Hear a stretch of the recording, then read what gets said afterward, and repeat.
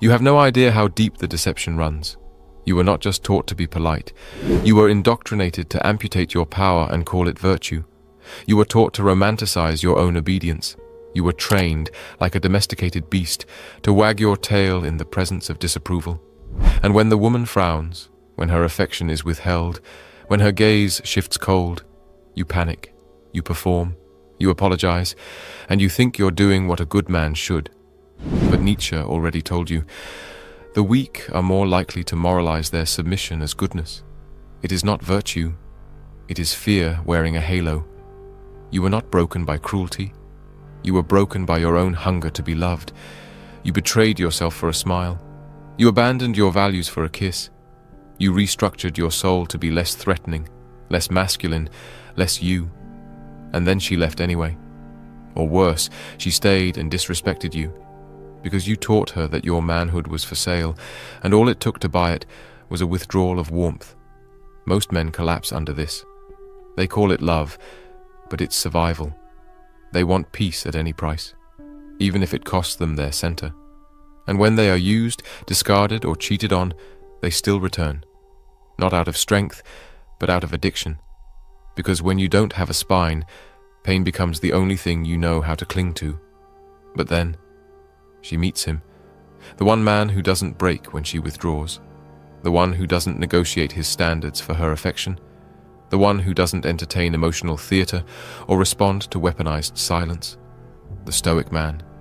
The man who doesn't need her to feel real. And this terrifies her. She doesn't fear him because he's dangerous. She fears him because he's immune. He is not programmable. He is not dependent. He is not starved for her attention. He does not orbit her like a dog trained to fetch her mood. And so, she is confronted by something primal and ancient, a man who is no longer inside the psychological matrix she's been taught to control. Nietzsche wrote, "The higher man is distinguished from the lower by his fearlessness in facing the abyss. The stoic man has faced it. He has stared into the void of abandonment and did not beg. He has been met with silence and did not collapse. He has been unloved and did not lose his reflection in the mirror, because he was forged by loss, not destroyed by it. He does not fear walking away, because he has walked alone before and found strength, not sorrow. His solitude is not a prison, it is a fortress. He does not tolerate disrespect, because he no longer tolerates the version of himself that ever did. He will not beg. He will not chase. He will not plead for the attention of someone who would use love as a leash. He is not the servant of her validation. He is the sovereign of his own soul. And that's what makes her tremble. Because most men are easily cracked. Withhold warmth and they whimper. Raise your voice and they shrink. Threaten to leave and they promise to change. But this one? This man does nothing. He simply watches. And in that stillness, she sees the collapse of her script. The lines she rehearsed no longer land. The emotional buttons she's always used now return no signal. Because this man is no longer plugged into her machinery. He sees the game, and he does not play it. You must understand something that modern culture will never tell you. The average man is not respected. He is managed. He exists in a limbo between utility and obedience. He is useful when compliant, praised when submissive, and replaced when he begins to question. And yet, he continues to serve. Why? Because he has been conditioned to seek affection like oxygen, to interpret validation as proof of existence. But Nietzsche warned us, he who does not have the strength to be alone will always be a slave. Most men today are slaves, and they call it love. They hand over their vision, their principles, their time, and their voice in the hope that it buys them peace. And for a while it seems to work. She smiles, she softens, she opens up. But it is a trap made of velvet, because behind the affection is an unspoken contract. You must remain predictable, pleasing, pliable. The moment you assert something she doesn't like, the contract is revoked, and most men, terrified of emotional exile, quickly fall back in line. But the stoic man is not afraid of exile, because he's already been there, and discovered that it is better to be alone in truth than adored in self-betrayal. He will not shrink for her comfort. He will not lie for her praise. He will not dilute himself just to be allowed close. He's not trying to be accepted. He's trying to remain intact. And that, more than any strength or wealth or charm, is what makes women uneasy in his presence, because it means she has no control. She cannot dictate the tempo of the relationship with silence. She cannot summon his attention by withholding her body. She cannot bend his frame with guilt or emotional spectacle. She is, for the first time, face to face with a man who sees her clearly and remains unmoved. Nietzsche wrote, "The most perfidious way of harming a cause consists of defending it deliberately with faulty arguments." In the context of modern masculinity, the cause is your strength, and the faulty argument is that strength is cruelty, that boundaries are abuse, that stoicism is emotional repression. But these are lies told to keep you dependent, because a man who does not need to be approved of is a man who cannot be controlled. The Stoic man has dismantled these arguments within himself. He knows the truth, that peace without power is submission, that compassion without clarity is weakness, that love without respect is slow suicide. And because he knows this, he no longer participates in emotional games. He doesn't argue with irrationality. He doesn't explain his silence. He doesn't validate behavior that violates his soul. He simply withdraws, quietly, finally. And in doing so, he triggers something few women have ever felt: the panic that comes from losing access to a man who doesn't need you. Because make no mistake, most modern relationships are not built on mutual reverence. They are built on emotional leverage. And the Stoic man, through his presence alone, destroys the entire economic structure of power that so many unconsciously rely on.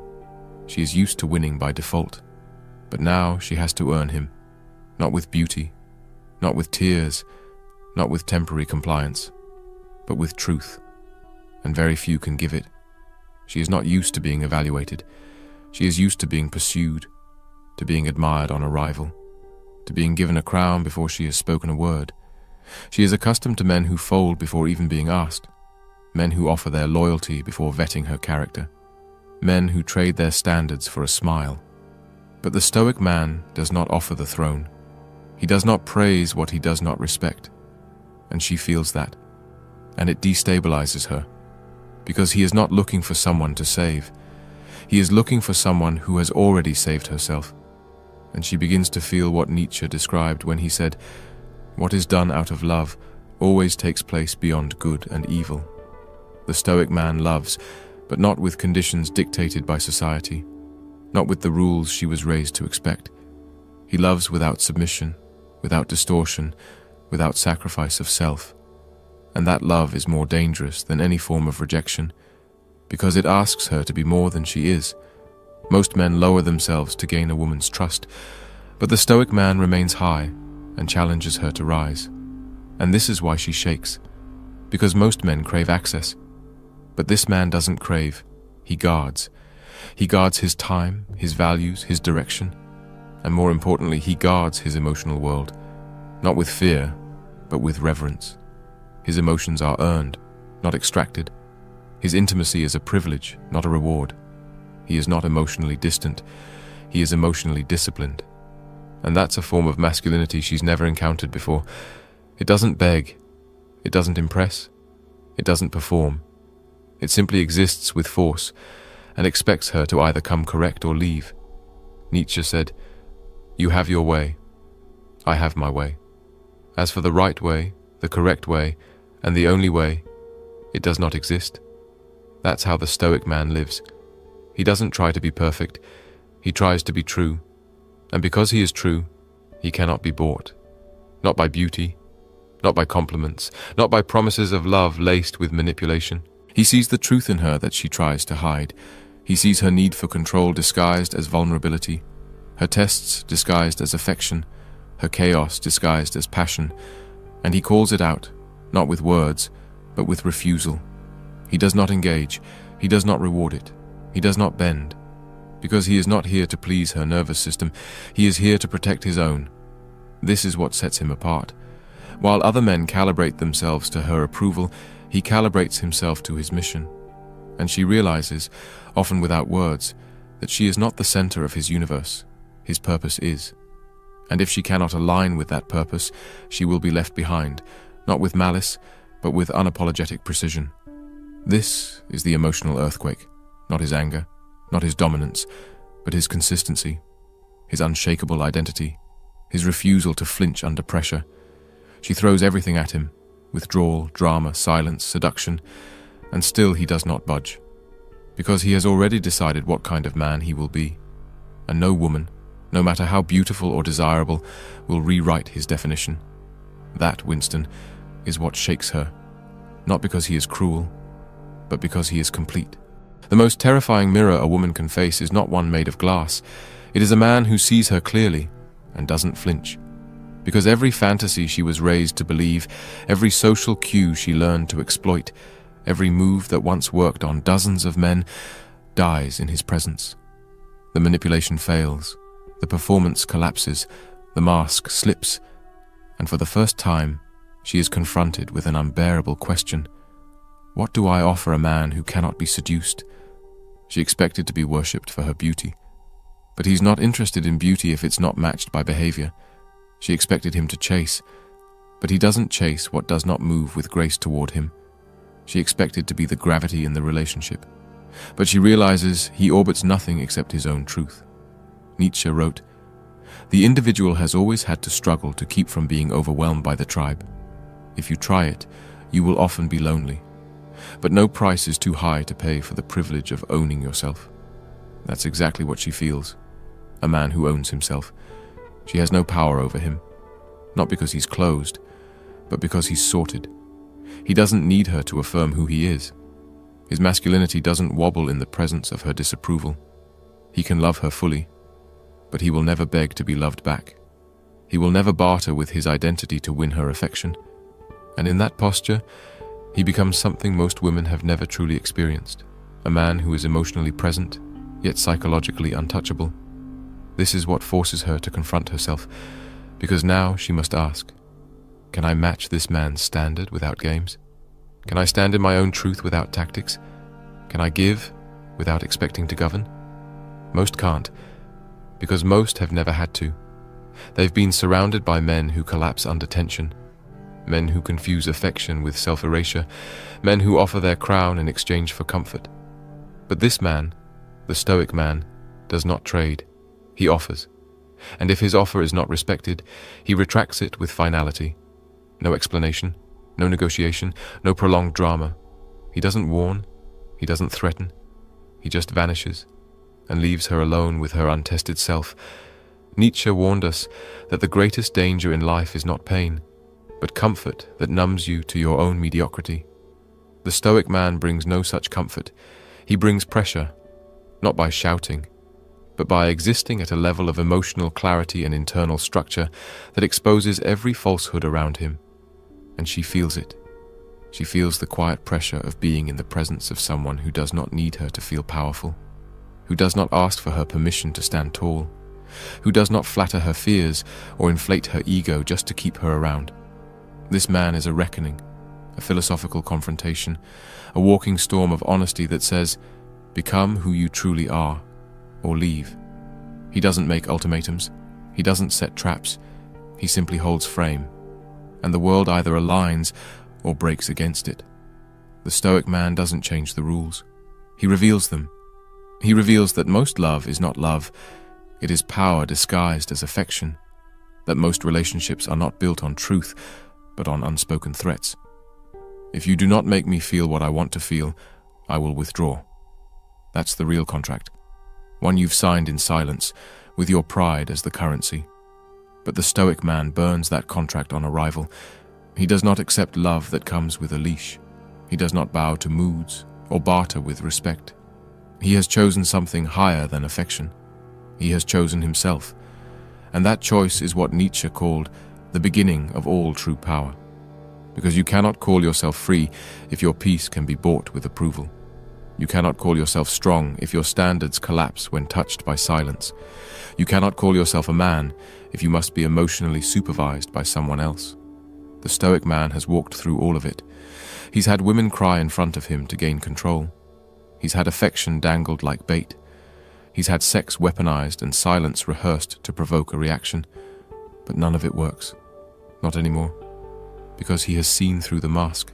Nietzsche wrote, "He who fights with monsters should see to it that he does not become a monster.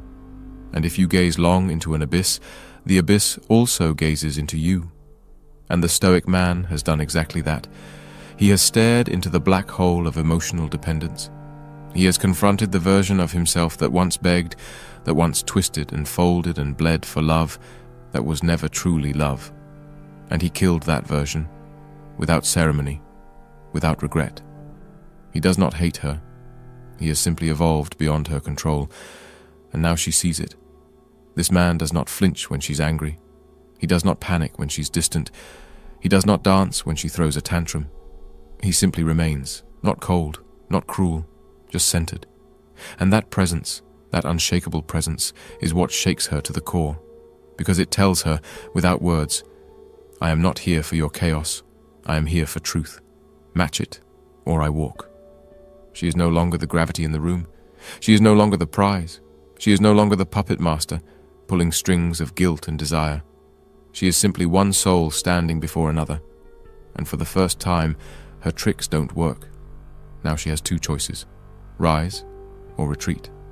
And Nietzsche would call this the moment of self-overcoming, the moment where she must abandon manipulation and walk through the fire of truth to stand beside a man who no longer bends. But few do, because truth is expensive, and most would rather keep their control than risk their identity. This is why Stoic men are feared, not because they are cruel, but because they force transformation or they force departure. There is no middle ground. There is no half-true love. Not here, not with him. Most men you meet are either trying to be accepted or trying to be understood. They're selling something: kindness, loyalty, patience, charm, in hopes that it will buy them a seat at a table that was never set for them. But the Stoic man is not selling. He is not waiting to be chosen. He is not adjusting his value to match demand. He is the table. He does not chase, he summons, not through arrogance, but through alignment. His life is not a resume of qualities he hopes you notice.